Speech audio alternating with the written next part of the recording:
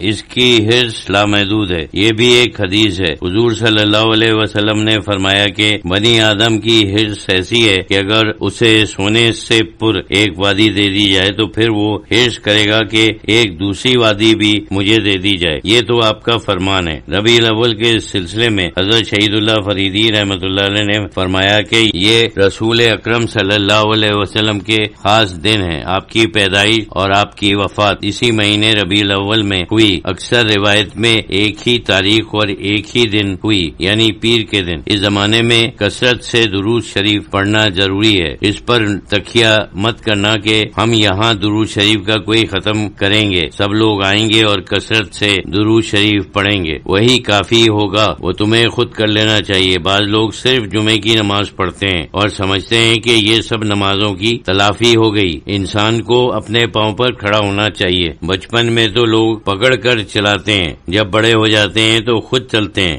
انسان کو خود چلنا چاہیے۔ اجتماعی عبادات بھی ہوتی ہیں لیکن انفرادی بھی ہوتی ہیں۔ انفرادی زیادہ ہیں، اجتماعی کم ہیں۔ ایک صاحب نے پوچھا کہ کوئی خاص درود شریف پڑھنا چاہیے؟ حضرت شہید اللہ فریدی رحمۃ اللہ علیہ نے فرمایا کہ نہیں، درود شریف ایسی چیز ہے کہ جو دل کو زیادہ اچھا لگے وہ پڑھے، یعنی جس میں دل زیادہ لگتا ہو، کیونکہ مختلف طریقوں سے مختلف لوگوں نے اللہ تعالیٰ سے یہ چیز مانگی کہ حضور صلی اللہ علیہ وسلم کے اوپر صلاۃ و سلام بھیجا جائے۔ کسی نے کچھ الفاظ کہے، کسی نے کچھ الفاظ کہے۔ درود ابراہیم جو ہم نماز میں پڑھتے ہیں وہ حضور صلی اللہ علیہ وسلم ہی کا فرمایا ہوا ہے۔ بعض لوگ لمبے درود پسند کرتے ہیں، بعض لوگ مختصر۔ اصل میں توجہ قلبی ہونا چاہیے۔ اس چیز کا مقصد یہ ہے کہ قلبی طور پر ہم آپ کی روحانیت کی طرف متوجہ رہیں۔ اصل مقصد یہ ہے۔ اب چاہے آپ ایک مختصر درود بار بار پڑھیں یا ایک کوئی لمبا درود پڑھیں، اتنے عرصے قلبی توجہ رہے، مقصد تو یہی ہے۔ یہ حقیقت ہے کہ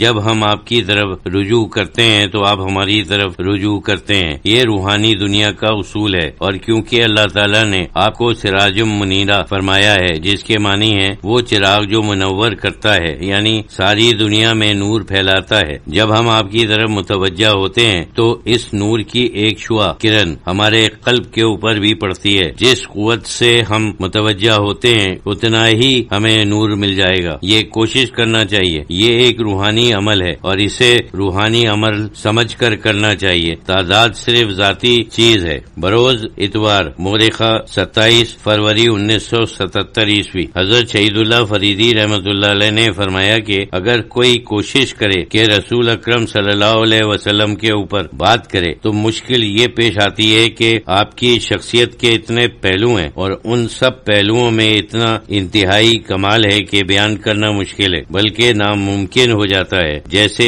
صوفیوں کے یہاں کہا جاتا ہے کہ جب مقامات سے گزرنے کے بعد آخری حال حیرت کا ہے، سب کچھ دیکھنے اور جاننے کے بعد انسان بس حیرت میں رہ جاتا ہے۔ یہ کیا ہے؟ اللہ تعالیٰ کیسا ہے؟ رسول اللہ صلی اللہ علیہ وسلم کیسے ہیں؟ اور یہ کائنات کیسی ہے؟ حضرت ذوقی شاہ صاحب رحمۃ اللہ علیہ نے فرمایا، تربیت الاشاق میں ہے کہ ایک حیرت جہالت کے اوپر مبنی ہے اور ایک انتہائی علم کے اوپر مبنی ہے۔ ایک جاہل آدمی معمولی چیز دیکھ کر حیرت میں آ جاتا ہے، ماہر فن ایک عظیم کارنامہ دیکھ کر حیرت میں آ جاتا ہے۔ ماہر فن ہونے کی حیثیت سے اس کی حیرت یہ ہے کہ انتہائی عمدہ کارنامہ ہے، اور حیرت یہ ہے کہ کس طرح اتنا بڑا کارنامہ ہوا۔ یہ حیرت محمودہ ہے اور وہ حیرت مذمومہ ہے۔ رسول اکرم صلی اللہ علیہ وسلم کی حیثیت کو دیکھ کر بس یہی کیفیت ہو جاتی ہے کہ انسان حیرت میں آ جاتا ہے، کیونکہ ایک طرف تو آپ کی بلندی یعنی بلندی مقام ہے، وہ بلندی مقام ایسی ہے جو عام انسانوں کو نظر نہیں آتی، وہ ایسی چیز نہیں ہے کہ نظر آ جائے ہم اس کے متعلق کچھ کہہ سکیں۔ ماؤنٹ ایورسٹ سب سے اونچا پہاڑ ہے جس کی چوٹی نظر آتی ہے، لوگ سر نہیں کر سکتے لیکن پیمائش تو کر سکتے ہیں کیونکہ نظر آتی ہے، اسی لیے بعد میں سر بھی کر لی گئی۔ اگر کوئی ایسا پہاڑ ہو جس کی چوٹی نظر نہ آئے، صرف اس کا نچلا حصہ نظر آئے، باقی آسمان میں گم ہو، تو اس کی پیمائش کیسے کریں گے؟ صرف اندازہ یا قیاس کر سکتے ہیں لیکن حقیقت تک تو نہیں پہنچ سکتے ہیں۔ اسی طریقے سے حضور صلی اللہ علیہ وسلم کی بلندی کے متعلق جتنا بھی کہا جائے وہ صرف اندازہ یا قیاس ہے۔